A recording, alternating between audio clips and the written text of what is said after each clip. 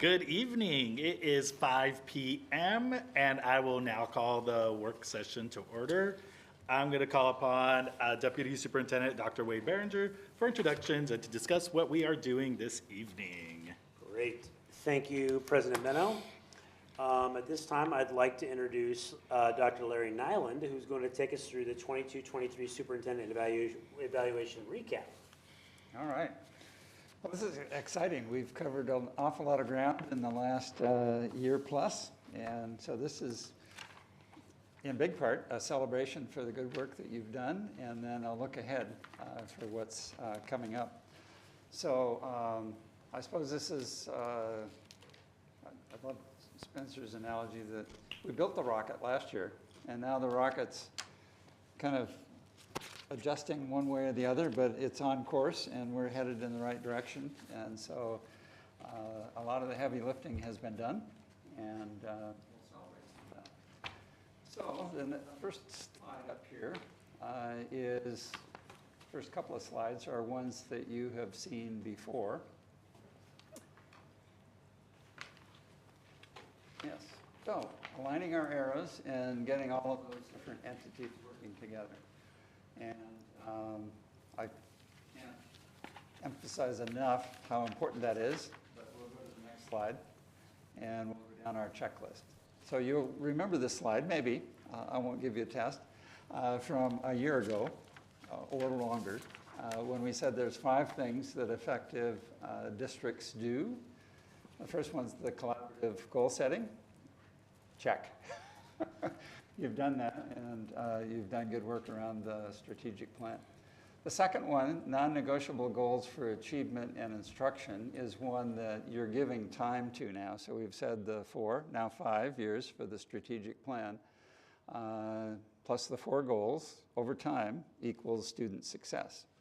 So by setting the goals, putting them in place, you're giving all of the staff the opportunity to get everybody on board, all of the principals, all of the teachers.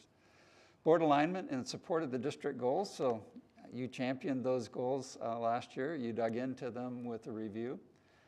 The monitoring achievement and instruction, you've been doing that.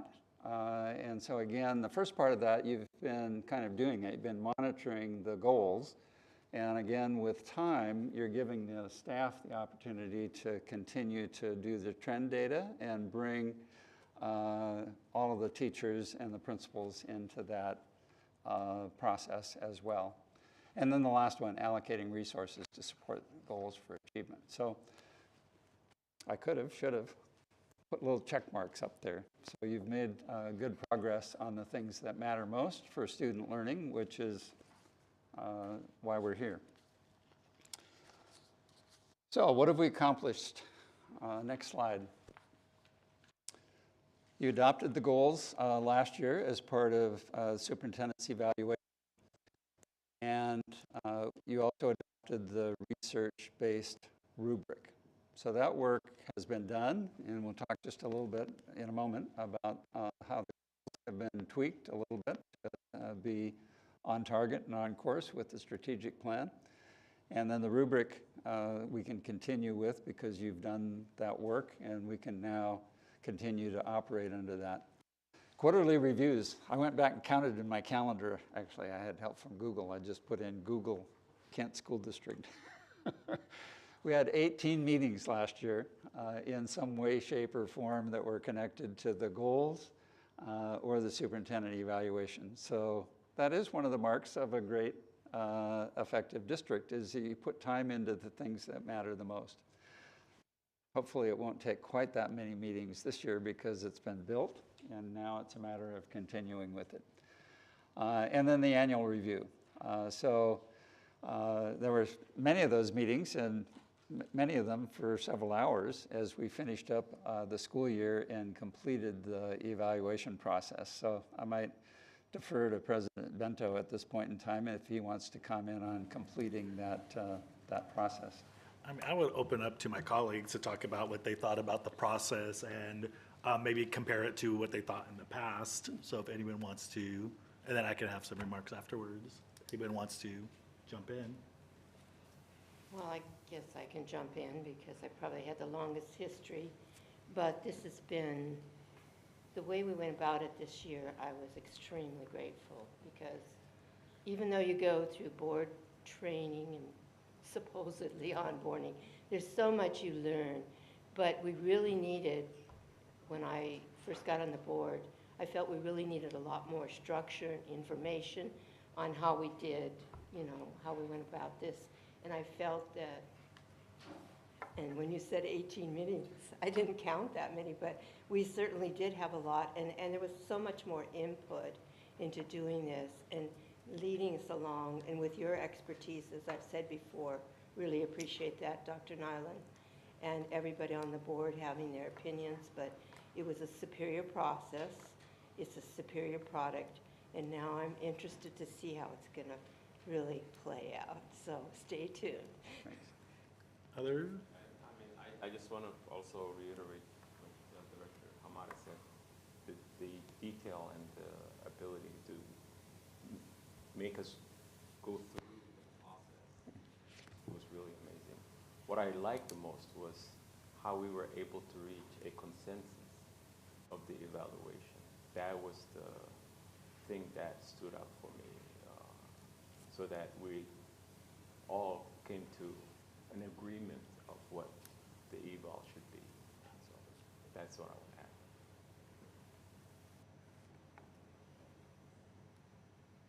Well, Leslie, you're completing your 4th year. I'm completing my 6th year. And that was, of course, from another time period. Actually, Dr. Nyland led that particular process when Didn't know that. I was working with the previous superintendent. And they're different. It was the process essentially set was similar in the overview, but when you got into the specifics of staff and the input and the direction at that time that Vargas wanted to go, it was a different world. But the goals, essentially, were also arrived at basically by consensus. And it is, in fact, that commitment that really does make the difference. We're on a course that I think will pay great dividends over time. I guess I would just say that being the newest person on the board and having not gone through this here before, I do have 30 years of experience of doing evaluations, though, in the business world, and very different, but the similarities, I would say, is the metric-based rubric, the details that we got for being able to, a number meant something, and we had the data to go behind that, and we spent the time of looking and asking and reviewing the data to make sure that the score that we gave matched the data that we saw. And so I appreciated that. And so I think when you have a data-focused rubric, coming to consensus is much easier, because then you would have a lot less subjectivity in where a score could go based off of how somebody felt. So, I mean, I think that there is interpretation, of course, of data. And so, but no, I appreciated that, and just working with my colleagues through looking at many different pieces of input to come out with a consensus output. And I would echo some of what my colleagues said. When it came to 18 meetings, I wrote down it felt like it, because it did really feel like 18 meetings. But it was the commitment to the process, and I think that's what we said from the beginning, was that this was a process. And to me, having the rubric, the difference between this evaluation and the last evaluation I did when I first came on in 2021, is it felt like it was almost like a guessing game, or like it was just different. Not to put any judgment on the past one. But this one I liked because it wasn't a guess. There was a rating, there was rubrics, and it wasn't like showing favoritism. It was like, this was the data, this was the rating. And although there was some disagreement, and we did reach consensus, and I think that's important. It's like looking at, but I think as we move forward, it's looking at I think some of the conversation was like, what does this mean? So if it's in the rubric, how do we quantify it? That might be a conversation as we move forward without talking about what we talked about in executive session. Just like the rating has to mean something quantifiable, because if there's room for interpretation, then it's not a good rubric. So the rubric has to be without judgment, has to be what it is. So I think that was one of the things that came out of that, and ultimately, hearing what my colleagues said, I think we all liked the process. It was a long process, but also if we look at in the education system, that's how the evaluations are going across. When I started teaching, my evaluation system was below standard, meets / exceeds standard. And that was it. There was like 5 bullet points that you either met one or you didn't. And that didn't feel like a good evaluation because, again, there was room for interpretation without facts. And I think the newer evaluation system for the educators and now the superintendent allows for conversations to be had between the evaluator and the person being evaluated. And just having those rich conversations, I think, helps as well. And it doesn't feel like, and it shouldn't be a one point in time judgment, which was, I felt like the last time was like, I'm new, so I go, here's my score. But I don't feel like that was a good onboarding when I went on. But like with this process, I felt like we all were able to kind of go through the process and follow it. And I would advise as we move forward, as we onboard new board members, that process maintains in some way, probably not the extensive 18 meetings, but that process of how we do an evaluation, because maybe it's for some people, we haven't gone through that process before, or the process has changed. So making sure that, because one of our major jobs as a board is to evaluate the superintendent. And so putting a lot of emphasis on that, I think is very important. So I'm very glad we went through this process. And I feel like the data that we collected and the ratings that we did definitely showed that we worked hard on this process and that the process was successful, at least to me. I think I just heard Joe volunteer to help onboard new board members. You have. Thanks so much for the feedback, and we'll dig in a little bit further as we get farther into the agenda to ask if there's any adjustments that you want to make in the process.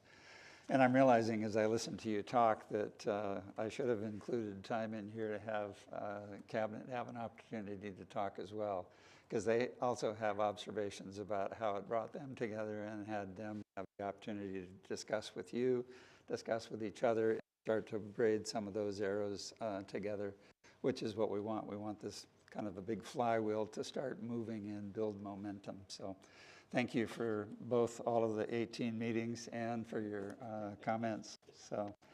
So the next slide is where are we now? So I last saw you the end of June, and right about then you also did some really good work that folds right into the superintendent evaluation. So I would defer to Spencer Pan and his team in terms of the good work that's been done.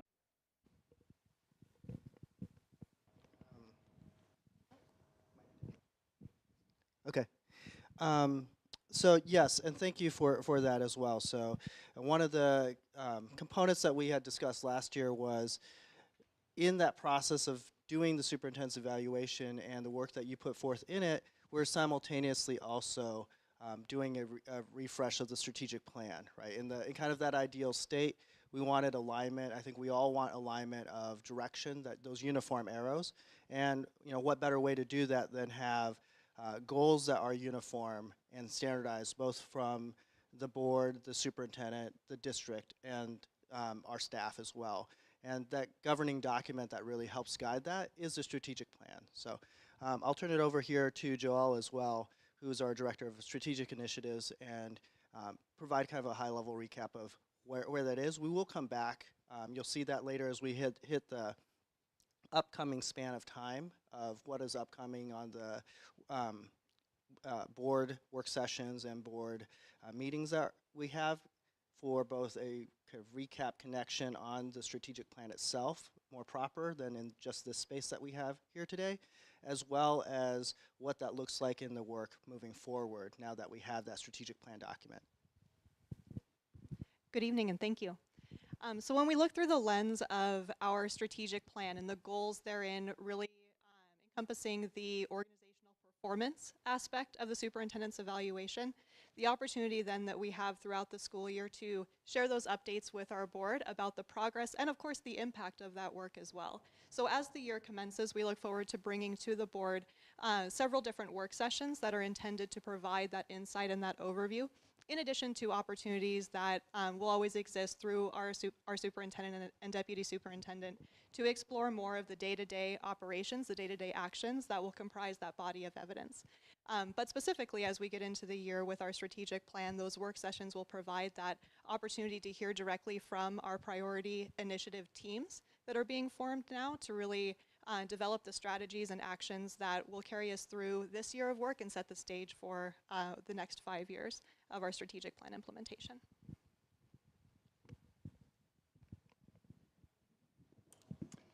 Thank you. Next slide. So the left-hand side shows the work that's been done, and it's been built. And now the right-hand side is to continue to tweak it and continue to align the work so that we see impact in the classroom. So you heard about the strategic plan, you've adapted that, so, and those do parallel each other, so goal 1, goal 2, goal 3, goal 4 are very similar to one another, and that'll be coming back to you as part of that superintendent evaluation document. We can again talk about what board champions might look like for next year and how we continue to build coherence.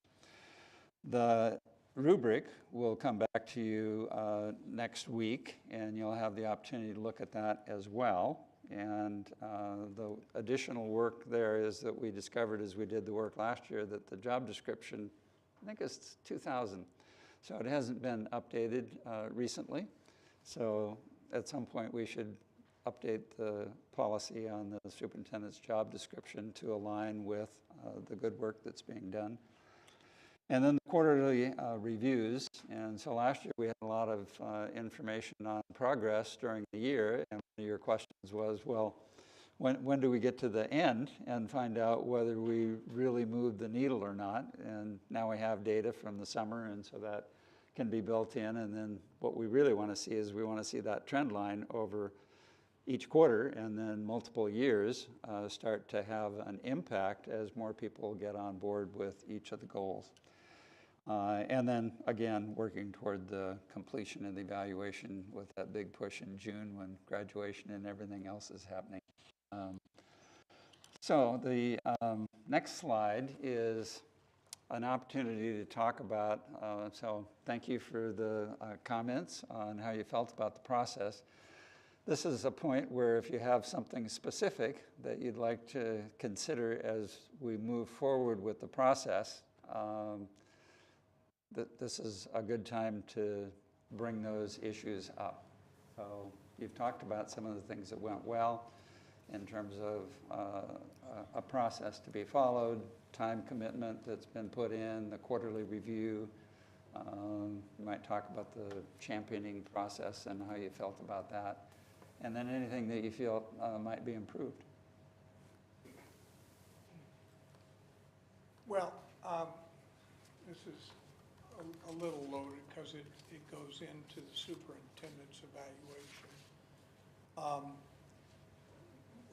Logically, of course, what we were looking for is regulation and improvement in terms of student test scores. And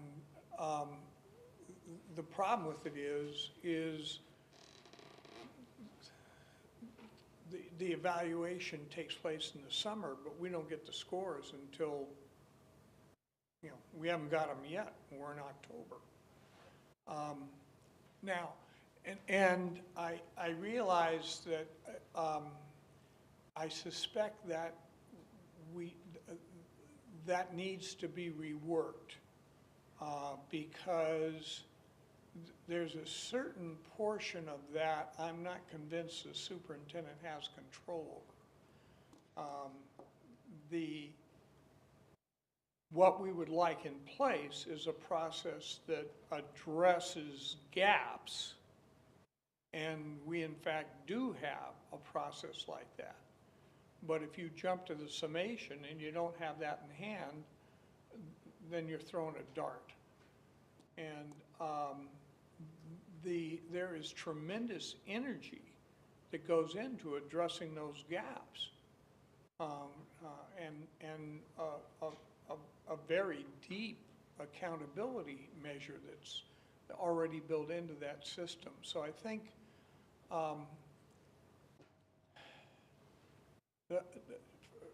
the hardest part, probably for all of us, is supporting the classroom staff.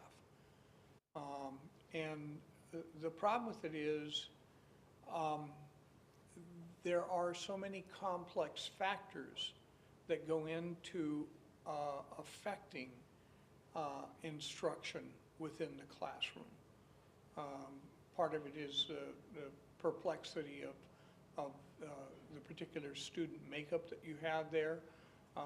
Part of it is, of course, changes that are brought about either through federal or state funding. Part of it, of course, is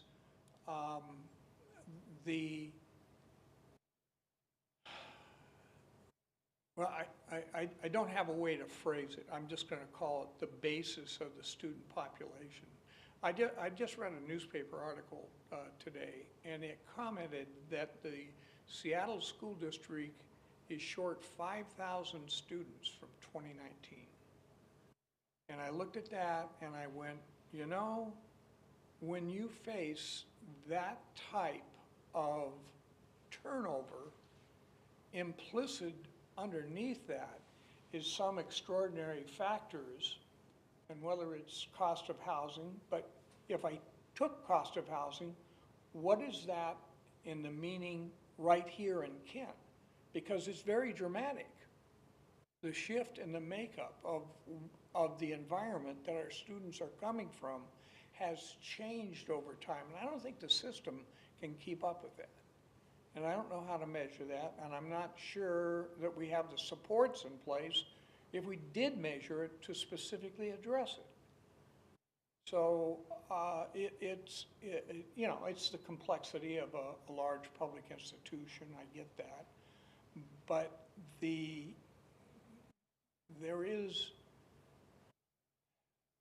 it led to some conversations when we were trying to deal with evaluation that weren't anchored.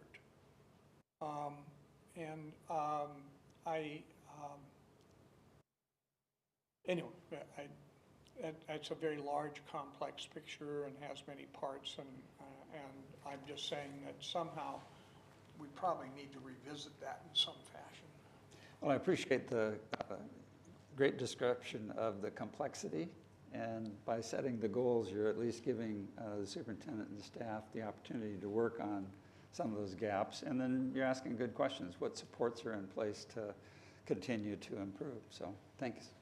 And ultimately, like, we are in charge of the evaluation regardless of what's going on outside. And so the goals that we set, and then one of the goals that we said of like a good board, and I made a note, is that we have to allocate resources to support the goals for achievement. And I wrote next to it, are we, question mark, 3 question marks. Mm-hmm. Because like, if we really are gonna do the thing, then we have to allocate the resources to do the thing and not just throw the goals out there and not do anything with it. So if we're going to support students in dual language or whatever, that was included in something, then are we throwing the money to those programs so we can support dual language? Are we putting our resources to where we need it? And if not, then we as a system need to look at our whole entire budget and look at our goals to see if every line item, if it doesn't match our goals, we have to figure out either how we include that in our goals, or maybe it's something that we don't include in our goals. And because everything should tie to what we're doing if we really want to see change, because we can't necessarily change what's going on outside of the district, but we still have to evaluate and set goals and then provide those resources to make those goals happen. That might be lofty, that might be a lot, but it's something we have to do. That's my 2 cents. Well, I think too, President Vando, a lot of the things that we're asked to do is so much more than school districts have ever been in charge of before. And we're supposed to be the be-all, end-all fixer for everything. And that's a pretty impossible goal. And being realistic, and I understand you do have to have resources. I've seen our teachers and our staff, dig in when resources were tight, and they make it happen no matter what. But it goes beyond this district too. It goes to our legislative objectives in trying to achieve what we need to get into this district, and the attention we need to get for all the things that are needed here too that might not be needed in certain other areas that need to be equitable. And, and we need to try to do that in every area of our school. Whatever is needed in that particular environment, we need probably to be in tune to it. And it can deviate from school to school or whatever. And again, all the needs that go into a lot of the goals we set financially, it's a challenge. So it is a lofty goal. It is. But we talked about equity in reading, and we bought a reading curriculum. We're making strides. So to me, as long as we have the goals there, and we can kind of point at them, then the decisions that we make should kind of reflect what the goals are. I mean, I just think about our personal finances. You can tell what any family cares about by where they put their money and where they put their time. What does a district care about? It's where they put their time and their treasure, right? And so and you can see that reflected in the budget, I think, at any level. I think where Director Clark was going, I think we want to see, we want to have the rubric based off of results, not based off of actions, right?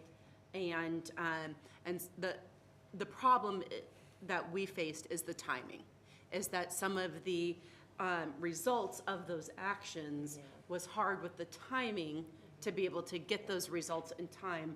And I think all of us are kind of feeling that pain of kind of how that happens. And so I don't have an answer for that, but that would be something that I would love to see an improvement on, is how do we set those goals focused on results that align with the timing that we can get those results. And if we're never going to get a certain report from OSPI in time, then we need to find a different way to be able to measure it, so then we can have a measurement to be able to have that value to process happen in the time frame that we need it. Was that so? Okay. Yeah. Talking about timing, I also felt like we need to change as a board. I felt like on the president, it gave a very short time to do a summative report of everything that we've done. So I think that we need to think about our timing to give enough time for that, because I felt like that was a lot, and thank you for doing it. Of course. I also, the champion process, I think it was a good process. If I was to do it again, I would maybe put out more of what the role of that champion. I think I would have better defined that. It took a little bit of, at least for me, of okay, so what's my role in these meetings and in this process? Because in addition to those 18 meetings, we had all of those meetings too. And these meetings, right. And those and so what does that look like, and what are we looking to get out of that, and just making sure that that's the best place for us, and if it is, just define what we are supposed to get out of that. So I would add that comment. Okay, that's very helpful. Yeah, Dr. Behringer, just enlighten me, if you will. So we have all the building school improvement plans, and there is a review process, and what is the mechanism as you march towards the end of the school year? What happens to the evaluation of those plans? Yeah, Director Clark, that's a good question. All schools are different at all different levels, because depending on the data that they're using as part of their goals that they're collecting, some of that data they can get maybe at the end of first semester, especially if you're at a secondary school, if it's a grades, attendance, things like that. I mean, if you're looking at state or federal assessments that are given at a certain time and then graded and then given results at a certain time, not all of our schools, depending on the assessment that they're taking, they get the results by the end of the school year, just like graduation. You don't actually get a graduation rate. You, as a high school principal, you have a good feeling of where your graduation rate is, but in the end, you're still trying to account for in your head all the kids that may have withdrawn or left your school system in a non-traditional way that will potentially count against you. And so you could be in a ballpark, but you're not going to know until OSBI comes out in the fall and says, hey, here's your graduation rate. Same thing with like SBA scores and things like that. There's a lot of work that our principals and leaders do around the SIP process with our community members. Creating these SIP plans or these school improvement plans that have data around growth, things that they can measure and see during the given school year. So not relying on, well, all of our goals, we're not gonna be able to tell you if we did it or met them or not because we have to wait till the fall. So they really focus on what do they do in the building? What is something they do on a regular basis, whether it be a district assessment that we give that we can have access and control over when we can get those results. And that really drives a lot of our school improvement plans a lot more now than in the past, where we were maybe leaning more heavily on state assessments and graduation rates and things like that. We're looking at growth, student growth around attendance, around assessments that are given within the district that we can control the timelines on, that we actually can see the results in those timelines. So hopefully that helps. Thank you. And as a person who sat on those SIP committees, as a community member in the high school and on the elementary level, I learned a lot. I mean, I didn't even know what I was getting into when I started. Why am I here? What can I contribute? But you have a pretty good handle because you have, I think we had 3 or 4 meetings with most of them, and you kind of go along and you see where you're at, and you learn about the school and the environment and what's going on a lot more. And that tells you a lot, even though you don't see numbers. Numbers are one thing and data's great, but it's also, there's so much more around it that you have to take into consideration, I think. And I saw that on those committees, and it helped me a lot. It's helped me as a board member to do that. Dr. Kim? Yeah, so if I could add to what Dr. Behringer shared, I do know that our executive directors of learning improvement who supervise principals, they read through each of those school improvement goals, ensuring that they are measurable, and then mid-year they do a progress check-in. At least the executive directors of learning improvement and I plan to, hot off the press today, are printing out all of those school improvement plans to look to see where there is coherence and where we see that there may not be, identifying what we need to do as a system in teaching and learning to be more coherent. That might be the assessment tools that we use. It might be some of the instructional supports, whether that's professional development or the resources that are needed. So that mid-year progress check-in allows for us to see how things are going, celebrate what's going well, but then also identify where there might be some areas that we want to adjust. And then the last thing is that one of the priority initiatives of our strategic plan is looking at those school improvement plans and seeing where we might need to nest some of the strategic plan goals so that there's coherence there as well. Again, great conversation. You see the arrows starting to come together. I would say that you have at least 3 markers. So you do have the actions, and those are important if the school is providing professional development or getting materials or something like that.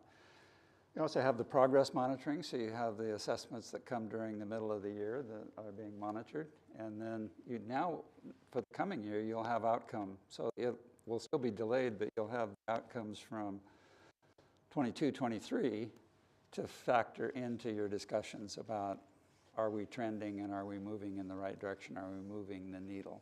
So, and the timing, yeah.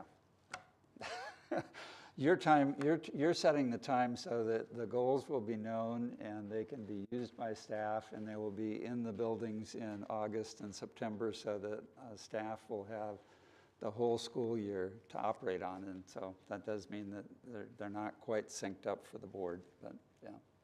May I ask the question of why is it just contract-based that we have to do the superintendent's evaluation at a certain time when we don't wait for all of the reporting that we get at the end of the school year and do it at the beginning of the school year? I believe you have to have it done by the end of the year. Everybody else has to have theirs in by the end of June 30th. But you can still use the outcome data from the previous year to factor into the next year's evaluation, because that's what we're trying to do, is trying to look at the multi-year trend in terms of, is all this investment in time and money paying off and moving the needle? There's also a couple of things where there's like contractually what we have to do, but then there's also policy-wise, and we might have to dig into policy a little bit, where Dr. Nyland was talking about we may have to update, not may, will need to update the superintendent job description, because that's our policy. And so if we want to see some different things in there, then we put that in there, but we have to look at contract and policy. It's a combination, Yeah. unless I'm missing something else. I'm just saying it might be something not, and we may just look at it and say, no, we still like exactly where it is. But if we're always waiting for the data to catch up with the evaluation, there seems to be a point when you say, but can't we just move the evaluation? You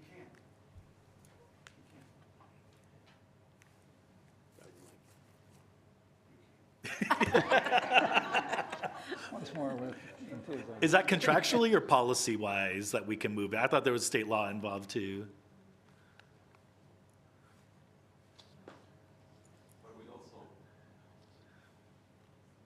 Just throw it. Yeah, you have a contract that has review periods. My point was, you can change that by action, conduct of the parties, extend those time periods, and you can modify that by agreement.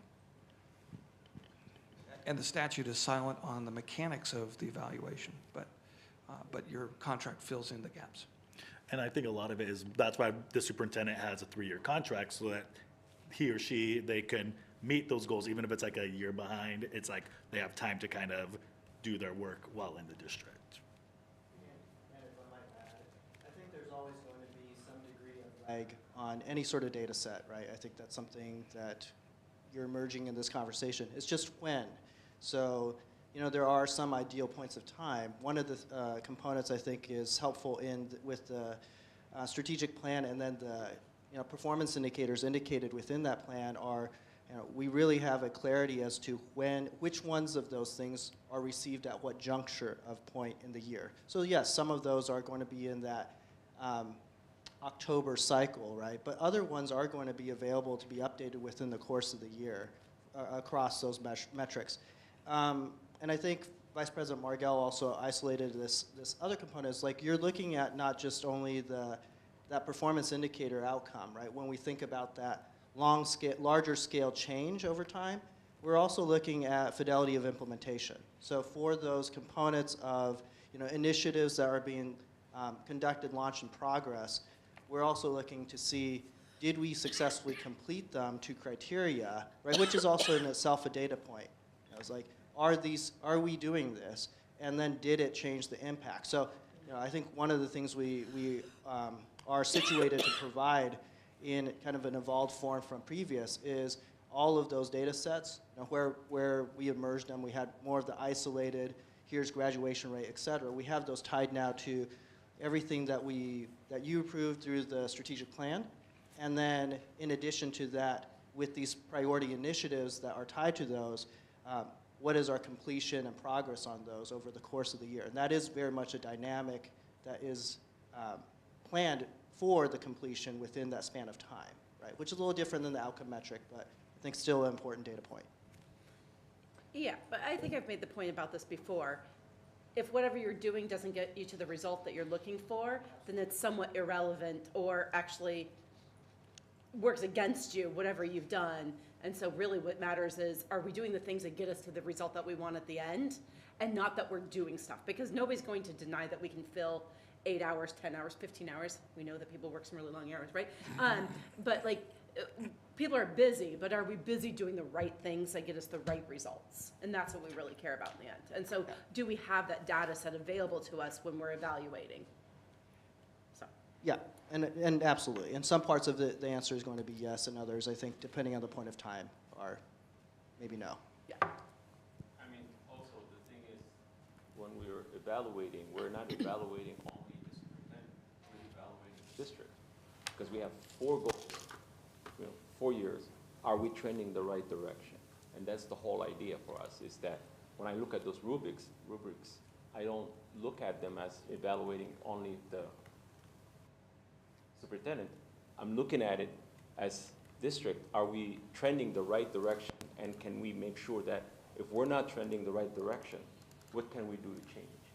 So for me, that is where my head is, and I just like to dig more into those rubrics and kind of, detail, find out how can we improve on those rubrics so that we can see the right results. Awesome. I mean, you're right on track with what we're trying to figure out how to do, is how to make the adjustments and how to do more of what works and less of the things that don't work. So I'm over time. Upcoming dates are, I'll be back next week, talk about the rubric and what the evaluation form looks like. Spencer and his team will be back on the 8th, talk about the strategic plan, and not up there, but there's a calendar that you have access to that shows how all of these pieces fit together as we go through the year. So that takes me to my last slide, which is, again, kind of where I started, but kudos to you. As I've had the opportunity to do this with Kent and with Sumner and with other districts, it's coalescing in my brain. So as oftentimes you hear, the most important job that you have is picking a superintendent. And then the research says that continuity of superintendent is key to making the kinds of changes that we're talking about. Creating the shared and aligned district goals so that everybody knows where we're headed. You're doing that. The third one is, are we actually implementing?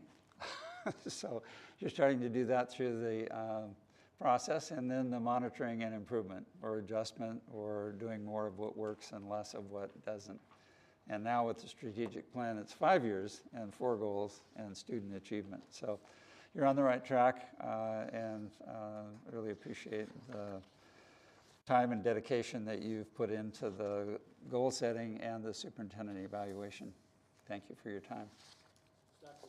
Nyland, I just wanted to say really quickly that maybe it's important to note that the process for the superintendent evaluation that was done in Kent with the board and various cabinet team members over the last year is something that is going to be presented at the WASDA conference here in November. That's right. So all of the work and all of the time in those 18 meetings and everything that everyone went through and the time they spent on it is something that will be highlighted at the state level. So. Awesome. Anything else? Unless we want to drag this to 6 o'clock. I'm looking at Director Clark when I say that specifically. If nothing else, I'm going to go ahead and adjourn this meeting. The work session is going to be adjourned for an executive session. That's going to last approximately 30 minutes. The purpose of the executive session is to evaluate the qualifications of applicants for public employment, discuss with legal counsel potential litigation, and legal or financial risks of a course of action. We're going to start our executive session at 6 and go to 6:30, and when we'll start our regular board meeting. And I'm now going to adjourn. 5:44.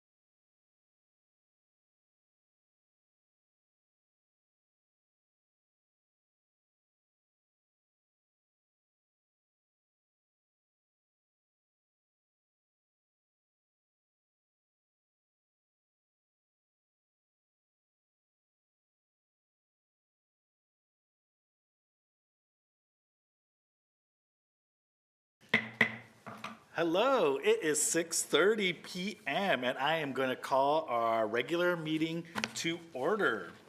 I'm going to go to 1.03 and do roll call. At this time, the board will take a roll call for attendance. I'll call each board member's name. If they are present, they'll say present or something like that. Director Farah. Present. Director Clark. Present. Director Hamada. Present. Vice President Margell. Present. And I am here, physically, mentally, and spiritually. And I'm going to invite Director Clark to say the pledge.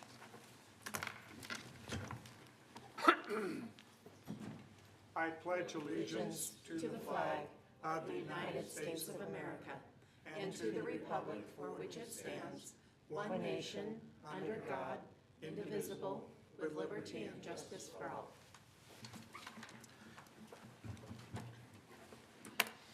.05, welcome. This is a meeting of the Kent School Board, which is held in public to comply with the Open Public Meetings Act.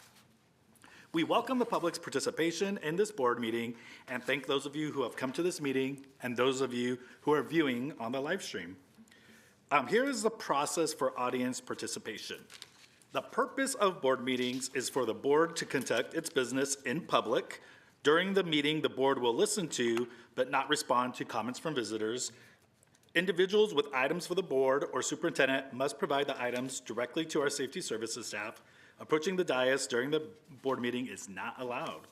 Any items turned in will be provided to the board and superintendent following the meeting. Those wishing to comment must complete a comment card and turn it in either before the meeting begins, which some of you have done, or no later than the beginning of the legislative update. No cards will be accepted once this report has begun. Visitors who have completed a comment card indicating to speak to an agenda item will be called at that portion of the agenda. There is a brief delay in the live stream audio and will allow for extra time for you to make your way to the boardroom if you're in an overflow room, which I don't think there is one today. When it's your turn to address the board, please state your name at the start of your testimony. Public comments will be heard after the opening, during preliminary communication from the audience, at specific agenda items, and during the final communication from the audience. Students will always be first to speak on any topic. Please limit your remarks to 3 minutes. You will hear a timer when your 3 minutes are up. And please, please, please, please do not use specific names of staff or students or personable identifiable information. You don't want to be like the principal at this specific school or this specific person's name. Be general when you're talking about which people, and then we'll follow up. Staff will follow up if they have any questions about your comment. Comments concerning the performance of a public employee or official may be heard in executive session as authorized under the Open Public Meetings Act, RCW 42.30.110(1)(f). Abusive public comments personally directed towards staff or board members will not be tolerated. The president may interrupt or terminate individual statement when it's too lengthy, obscene, or irrelevant. It makes it sound like I'm gonna be mean, but usually I'll be like, excuse me, can we? Like, I'll be nicer, unless I need to not be nice, but I'll just, if I feel like something is inappropriate, I will stop you and I will do it as nicely as I can. Per board procedure, written material to provide board members with background information should be submitted to the superintendent's office at least 1 week in advance. That's a lot, but it's the process. I'm gonna go to 1.06, and I'm gonna invite Director Hamada to read the land acknowledgement. We acknowledge we are gathered upon the ancestral lands of the Muckleshoot Indian tribe, who historically lived throughout the area between the Cascade Mountains and Puget Sound. Thank you. I'm now going to go to 1.07, agenda review, and I'm going to ask Dr. Behringer if there are any changes to the agenda. President Meno, there are no changes to the agenda. Move approval of the agenda. Second. There's a motion that's been made to approve the agenda. Any comments or questions? Hearing none, I will now call for the vote. All those in favor of approving the agenda, please raise your right hand and say aye. Aye. Aye. All opposed, say no. No noes, no abstentions, so the motion carries. And we'll now, here we are. Meeting's going fast already. Hopefully I don't jinx that. 2.0 to communication from the audience. And we're going to start with 2.01, preliminary communication for the audience. And we have 2 comments. First comment is from a student, and it's To Han. If you want to come up to the podium and speak.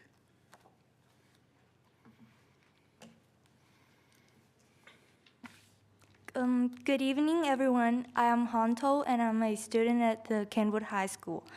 I'm here today to suggest the idea of planning more field trips for students at the Kent School District. I feel like having more field trips can help the students stay connected with each other and with the teachers, as well as giving them good knowledge and skills that can only be received from those in-person and hands-on activities on these trips, such as independence, social responsibility skills. It doesn't have to be a lot of trips per year. I'm thinking of a fun and relaxed field trip that we can do annually at the end of the school year to celebrate the students for a hardworking year. Students and teachers can loosen up some steam and enjoy their time together before going on to the summer break. This is just my little idea that I think students and staff would be happy to have and look forward to at the end of the school year. And that's about it. Thank you, everyone, for listening.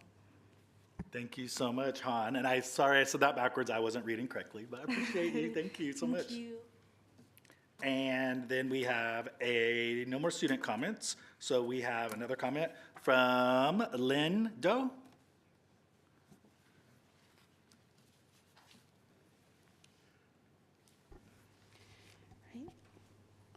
Hello, everyone. I'm a parent of a student at Ridgewood Elementary. And my comment is that students with emotional disability who are placed into the Odyssey program should be given clear, specific guidelines and expectations as to how they should behave in the classroom. When the student cannot meet those expectations, there should be clear consequences. It seems currently at Ridgewood, students in the classroom are expected to endure the constant disruptive behavior of their classmate who has emotional disability.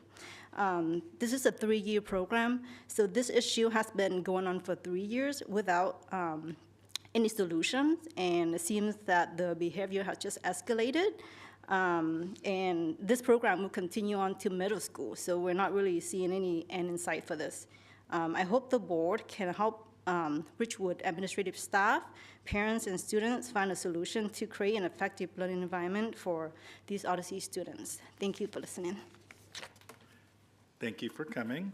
Is there any other audience communication? Nothing online? We're good? Okay. And thank you for those of you who came and spoke. Appreciate it. We're now going to move on to the superintendent report, 3.01, and I'm going to turn it over to Dr. Behringer to give the superintendent report. Great. Thank you, President Benno. Good evening. It's been a couple weeks since engaging in some of those important conversations. The last couple weeks I've spent a lot of time with our various labor groups, staff, and other central office team members in lots of conversations about the business of the district. For the first time on September 29th on a Friday afternoon during lunch, we held a chili cook-off, which was an opportunity for central office staff to come together during our lunchtime, share their great chili cooking skills, and for us to be able to just socialize and kind of touch base with people and see how the year has started off for everyone. So that was a great opportunity and a great way to end that week. On a personal note, my daughter started driver's ed last week. So we spent about an hour and a half in the Kentwood parking lot on Saturday. That was a good time. As some of you who have had kids you've supported in driver's ed, that's always a joy. But you gotta start somewhere. So that's where we're starting, parking lots. So last Friday, we spent a good deal of time, 4 hours as a matter of fact, at KM with the KSD leadership team working on some professional development, specifically revisiting the strategic plan work that we went over in August at our August leadership retreat, focusing on goal number 2, which is increasing students and family community engagement. We had a great community and family panel that we got to listen to about their experiences in KSD, which is a great opportunity for us to learn firsthand from our families and community about how they feel supported in the district. So that was great. Been meeting monthly with KEA and KPA, just had those meetings yesterday. Great conversations moving forward, really kind of peeling back the layer of the onions to really kind of make sure that we're building some solid foundational relationships as we move forward through this school year. Last Saturday, we 2 tables worth of KSD employees were at the KYFS, Kent Youth and Family Services fundraising event, which was awesome. Great opportunity to not only touch base with KYFS staff, but also community members that support our district. We've been we've started our work with our action planning teams for our strategic plan work. And so we've got our various teams that are working on each of those commitment areas. And so that work is underway. Last night we had our first levy town hall meeting. So we had Zoom as well as in person. So those that were able to attend, we had about 25 people online join us in that, and a couple of people here in person. Appreciated people who took the advantage of the opportunity to ask those questions. It was a great conversation. We have another one coming up on October 26th. Just yesterday, thank you, Vice President Margell, for attending the official naming ceremony of Jaguar Way outside of Northwood. Scott Haynes and the students and staff, as well as Director Margell and others were able to do the unveiling of that. Pretty cool opportunity there. That's pretty awesome. And then this morning we had our first official all-inclusive, all high school principal graduation meeting in October, planning for our June 6th, 7th, and 8th graduations. So we'll be sharing those schedules very shortly with the board. But the showwear graduation for our comprehensives are on Saturday, the 8th of June this year. And let's see, right before I came to this meeting this evening, I spent about a little over an hour with our Mill Creek, some of our Mill Creek teachers, our Mill Creek administrators, kind of as a follow-up to sharing that they had here at our board meeting a few board meetings ago, really having some great conversation around equity and really kind of getting into some of those tougher spaces and around the accountability conversation of what does equity look like in Kent School District and how are we putting that in action. So looking forward to additional conversations, not only with Mill Creek staff, but with other staff in the district, supported by Simone Hamilton, our Director of Equity and Engagement. With that said, that concludes my report. Excellent. Thank you. That will take us to 4.01 is a legislative update. But before we go to Director Hamada, I have to announce that in-person public comments is, if people want to rush back, otherwise it closes and you won't be able to speak until, well, if you submit your comments, you won't speak until the end. But otherwise, you won't be able to speak unless you do it now. Otherwise, no. Otherwise, public comment submission is now closed. And now I'll turn it over to Director Hamada for the legislative update. Well, I don't have a whole lot tonight to talk about because we really not getting into the real weeds of it. I talked about WASDA Assembly last time, but all the board directors, I hope by now or by the 13th have turned in their priorities. As I said, we got priorities together from the WASDA Assembly, and now they changed and adapted those. And now they want you to go through all those that you received and put your 10 top priorities and send it into our executive assistant. And then from there, we'll develop our overall board priorities, and then that will go into WASDA, and then they will meet, their political group will meet, and they'll, from all over the state, they'll mesh all these together, and they'll come up with their priorities for the legislative session. So they will pick that from all that. So individually we'll have our say, and hopefully a lot of other districts will have the same idea that we do, which I'm sure probably a lot of them do face the same problems. And we'll go after that as a group to go down there and start testifying and trying to see in a short session if we can get anything done. Also, I want to draw your attention to, if you haven't, board directors, that the voting for the state offices of WASDA, the State Board of Education, PSED, all of that closes on the 16th. So make sure you have your vote on that. So those are the priorities for that. And that pretty much concludes my report for tonight. Thank you. Okay. Well, we do not have any items for discussion and approval this evening, so we will move to the consent agenda, and I'm going to ask that the board members have any item they want to pull from the consent agenda for discussion. Director Clark. I'd like to pull 512. Other items that my colleagues would like pulled? I have a point of information, President Bento. I don't know if you want to do that after polling. Or What is your point? Well, to be perfectly transparent tonight and to be totally honest with the communication, and I'm going to recluse myself, step back from voting on anything with money or contracting with any contractors tonight, and I'm going to continue to do that until after the election.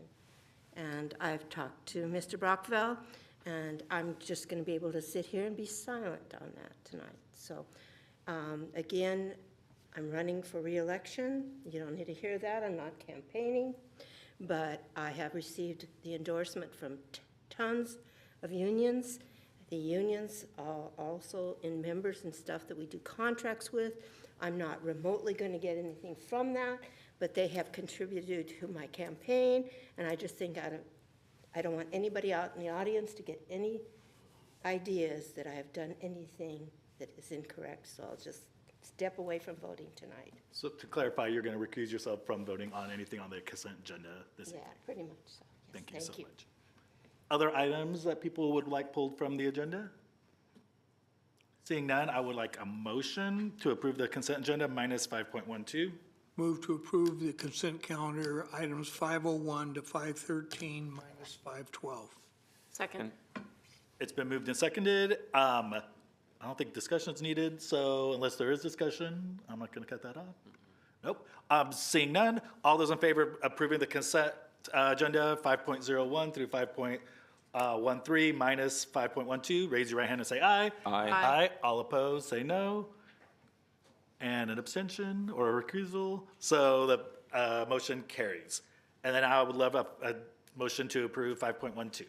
Move to approve item 5.12, gifts, donations, and memorial acceptance. Second. It's been moved and seconded. Any discussion? Yeah, I just wanted to acknowledge some of the sacrifices some of our populations have made towards making life a little better in some of the buildings. At Kent Lake High School, Patrick Michaud and company family donated $500 to get a bass drum for the pep band. Kent Ridge girls basketball boosters really went all out to support their girls team going to a tournament in Arizona to the tune of some $7,700. The Scenic Hill PTA donated $5,000 to Scenic Hill field trips, and Grass Lake families wanting to send Grass Lake Elementary students to the Seattle Children's Theater for fees and transportation donated $2,895. And all those, of course, bring exceptional experiences to our students, and we appreciate very much those sacrifices. Other discussion? Thank you, Director Clark. Seeing none, all those in favor of approving 5.12, gifts, donations, and memorials acceptance, please raise your right hand and say aye. Aye. Aye. All those opposed say no. Abstentions and a recusal. All right, and so the motion carries. And then I would now go to 6.0, which is just informational. We don't need to do anything with this, but obviously if you have questions, you can bring it up. Seeing none, we're going to go to 7.0, communication. There's no final communication from the audience, no other cards turned in. And so then I'll go to 7.02, board reports and discussion. And I'm going to start with Director Farrer. Thank you, President. I just wanted to say that last week was a hard week for me. My uncle passed away, and at the same time, my cat died. So I missed the policy meeting, and I just wanted to make sure that, I did what I could to contribute to that meeting. But looking forward to forgetting that week and just seeing what I can get back to and doing what we are all sitting here for and taking care of the kids. And I want to conclude my report by saying thank you, those who send their condolences. I appreciate that. And I want to, as usual, say thank you, staff of KSD. It's always been there for as long as I've been here. I can never not thank you for the work that you do every day for our kids. And that concludes my report. Thank you, Director Farrer. Director Clark. I missed an opportunity today, but I am going to mention it because it does illustrate something. My wife belongs to an education for women sorority group, Kappa, and they this morning at Covington Elementary recommitted to make that a goal of supporting that particular student population for this school year. And for those of you that have an interest, if you are retiring from education, this women's group has been around for many decades and very clearly has made a difference in the lives of the students in our school system. The only other thing outside of note was I did attend the Kent Ridge homecoming football game. Of course, the real reason I went was to see Director Margell perform in their 50th anniversary of the dance team. I was going to make a smart remark, but I won't, because actually it was a very impressive exhibition. I mean, they took 3 different groups of Chantilanes and had them eventually combine on the field, and it was very well received, and rightfully so, very disciplined. So thank you. Thank you, Director Clark. Director Hamada. Well, and I'd just like to second that because it was, and I thought Director Margell did an excellent job. So, and it's just kind of fun to get back out in the air of football, and I spent many hours in stadiums, and sometimes I go now. It's not frequently, but it's kind of fun. You kind of feel young when you get out there to a high school game every once in a while. And one thing in the superintendent's report that I thought was just kind of stood out this week was Canyon Ridge Middle School.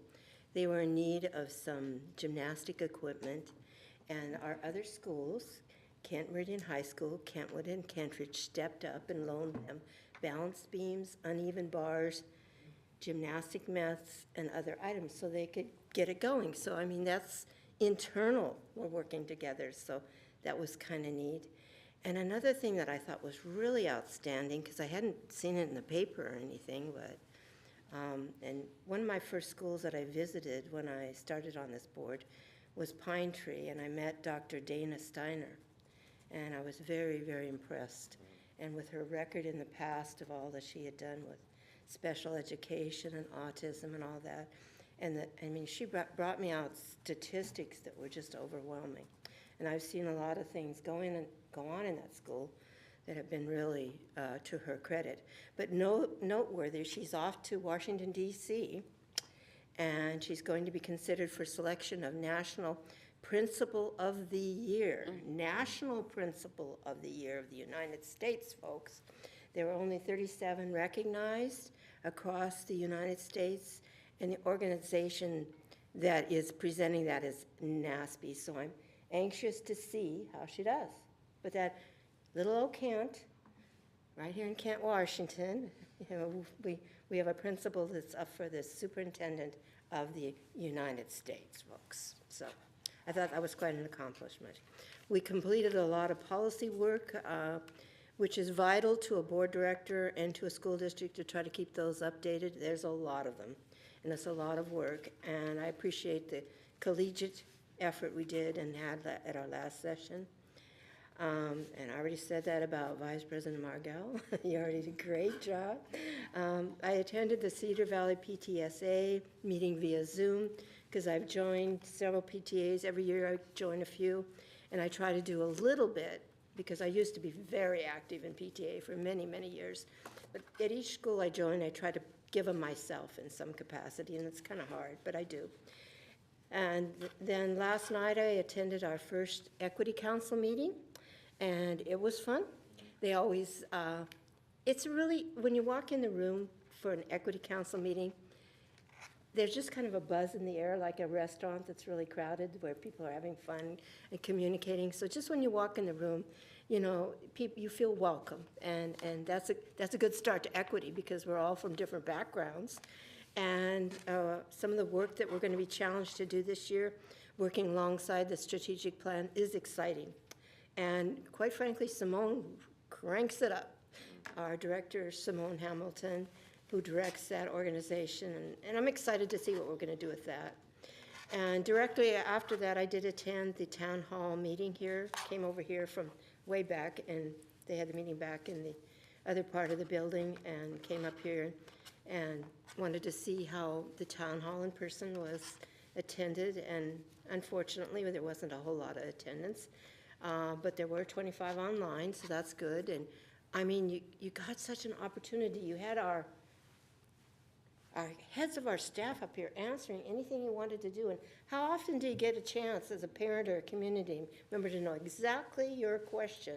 And again, it's the same format we use kind of with the boundaries and with some other things that we've done in the past here, in the last year or so. And I liked it, because you're not being lectured at, it's a communication between equal partnerships, which we both need.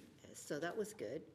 And this morning I was at a coffee with the chief of Kent Police and Chief Padilla, and many neighbors were there. They had lots of questions, and it was a good gathering, and so I enjoyed that very much. And I cannot sit up here and not say that I'm oblivious to what's going on in the world. I'm kind of a news junkie. I go to several different sources, so I kind of get a picture of what's going on somewhat, if you can say you really get a real picture, because everybody has their biases. But I am deeply, deeply saddened by what I'm seeing on the television. I want to condemn the violence to innocent men, women, and children, wherever it might be, and I want our students here who may have relatives or loved ones in Israel, that we are here to definitely support you, and also our students who have relatives or loved ones in the Palestinian cities. The fighting and violence have gone on for way, way too many years. I don't have any solutions to it, but it just has to stop, folks. But I want to know our kids in this district, they're seeing this on our TVs. They're not understanding it. Maybe they're talking a little bit about it in our schools, but we've got your back here. Whatever your background, we've got your back, and we're here to help you. And don't be afraid. If all of this is kind of frightening to you, you know, a lot of kids, they kind of, you know, they got some problems, they kind of keep it to themselves. Don't keep this stuff to yourself, kids. Come up and ask for help, because there are avenues here that we have to help you. And that concludes my report. Thank you, Director Hamada. Vice President Margell. I just like to say thank you to my fellow board members that were out there supporting. There was about 125 Chatelaines, and it was actually our 55th year. And so it was exciting to see so many people that I had gone to school with at Kent Ridge years ago. And while it may be a little creakier for us to get all the way down to the ground and hold it, speaking at least for myself, it was a really good time. It was great to see people. And just, there's so many different programs that we provide here in Kent School District to engage our students, to bring them in and really round out. And you know, we talk about sports, we talk about languages, we talk about clubs and the arts. And I just know for me, Chatelaines was kind of the thing that I did when I was in high school. And they are fantastic. They have won state, I believe, 25 times now. I was not the best dancer. In fact, I would probably put myself as definitely at the bottom of the list. But what I learned is that I worked really, really hard. And you tried out for every routine, and you only got to perform if you worked really hard. And before every routine, it was decided who got to perform and who didn't. And so that is what I have carried with me, and that I continue to give to my kids, is that you might not be the smartest one, you might not be the best dancer, the best whatever it is, but work really hard. And then good things can happen from that. So that is my learning that I got from that, and that's why I'm so passionate about the different programs that we have for our students, whatever it is, and the life lessons that they get to be able to take from those elementary through high school experiences onto whatever it is that they do later in their life to be amazing, productive humans. So anyway, that was Chatelaines. It was very fun. We also had a big swim meet, able to see, I think it was 11 different schools compete. It was fun to see. Best part about that is just the sheer enthusiasm and volume of the students cheering for each other, whether they were the first one to touch the wall or the last one. Just the love that people have for other people that know that they're putting in their best and they're doing their best. On a personal note, what day are we on? We are on Wednesday, so it was Monday, was Indigenous Peoples Day. And first I would just like to acknowledge that day as a very important day for our country and our state. And the company that I work for, we all got together, about 3,000 of us from all over the nation, to really talk about our purpose and serving our community. And one of the things I got to do was be part of building about 31,000 kits that we gave for different community partners for either care items and hygiene items, or to support people that are experiencing homelessness. And it was great to see that many people come together to make these kits for our different community partners. I do feel like on a personal note, I should also talk to the student driver thing. That is a whole thing in life when you get there. As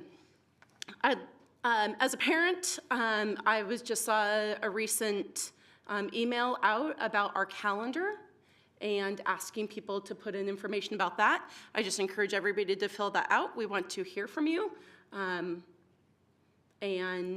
Just one of the many ways that I'm excited to see that opinions are being asked for and reaching out to get. Last two things, Jaguar Way, so cool.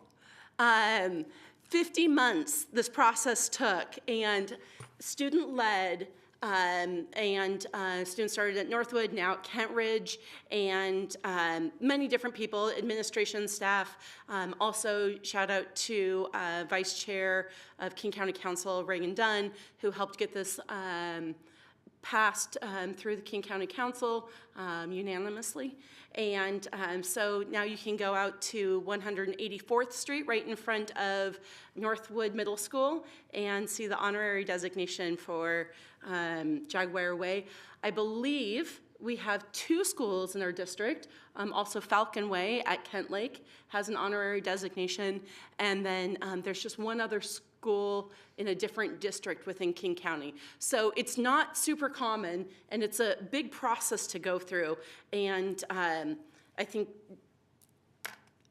teaching students the importance of participating in the democratic process is just so important, in whatever that looks like. And I'm just excited to see that, and more than anything, school spirit, of that you love your school so much that you want to put it up on the sign. So thought that was very cool. Last thing I'd like to just do, I think it's a great tradition from Director Farah of thanking our staff. I'd like to continue to thank our students. We appreciate you. Thank you for coming out and speaking here in the board meeting. Thank you for populating our schools and just teaching us every day. So we appreciate you. And that concludes my report. Thank you, Vice President Margell. My report is a little short, and that's fine. So I want to give kudos to Dr. Nyland for kind of talking us through the superintendent evaluation information. We completed the cycle last June, and we're going to start the cycle again. So that was, again, it's always enlightening. 18 meetings, 18. But we only meet twice a month. Yeah. And occasional work sessions, just saying. Occasional other meetings. It's not true. It's more. And we did have a policy work session again last week, and we definitely got a lot of work done there. I meet with the superintendent or assistant superintendent as president every couple weeks just to kind of check in. What are an additional meeting, of course, because it's only 2 meetings a month. And I'm very sorry I missed the performance of the Chatelaines. I had a union retreat, which was not as fun, but You'll be pleased to know I have it on tape. Oh, no. I put it in my notes. I'm looking forward to finding it on YouTube. So if I can get that sent, that would be amazing. I know, not related to this district, but I took 50 students to Top Golf on a field trip. Let me tell you, I had some judgments about taking students to Top Golf. My students had judgments about me taking them to Top Golf. Let me tell you, it was a lot of fun, and they loved every second of it, and now I'm judging them. No, I'm kidding. But they had a great time, and it was a really great place to take students because a lot of them have never even picked up a golf club. And let me tell you, they were having a lot of fun. There's different games. You can play Angry Birds. It was. I don't know how they know where the ball goes. It's wild, but it was great. It was great. And again, seeing students out of their element, but also students just being kids and having fun, but also learning, because I made them do physics homework. Well, Top Golf gave them physics homework packets that they had to go through as they were working on their swing, and it was pretty awesome and educational. So that was amazing. Again, not related to this district, but I am going to Puget Sound Skills Center tomorrow to do a tour and check it out and see kind of like what they do with different CTE things. For those of you, the Skills Center model is wild, and not every district participates in a Skills Center. I know we don't here. I know Renton, we don't either. But there's benefits. There's a lot of different things. But having a strong, robust CTE program is also great too. But again, just to see a different program in a different district to see how things are going. Also coming up, WASDA conference. I'm presenting a session on supporting LGBTQ plus students as a district, and we're representing myself, but going and presenting, I think it's really important to talk about all issues of equity with directors from around the state, so I'm looking forward to doing that. I'm also presenting at an upcoming CTE conference. They asked me to present 3 sessions. I think they were desperate, but that's okay. I think I'm also a good presenter. I'm doing a presentation on how to podcast with students. I do that with my seniors. We create our own podcast. I walk them through the whole process of coming up with ideas, snippets. We do practice audio, and then by the end, of my project, they're able to publish anywhere between 15 and 30-minute podcast answering a question and interviewing folks. It's all about gathering data because in psychology, I want them to gather data, interview people, analyze data, inductive content analysis, all that, and it's just and it's always amazing. So I'm excited to do that. And talking about the IB career program, and again presenting equity on how to support LGBTQ plus students. Next time we meet, I'm going to talk about LGBTQ History Month. I'm not going to do that now.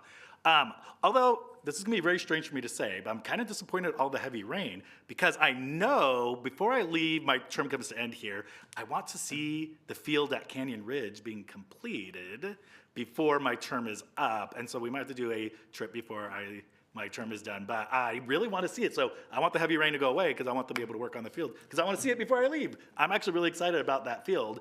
And as much conversation about it, I just want to see it done. So be safe. I know it's probably still raining. So I'm going to go ahead and I don't have anything else. That concludes my report. So I'm going to go ahead and adjourn at 7:10 p.m.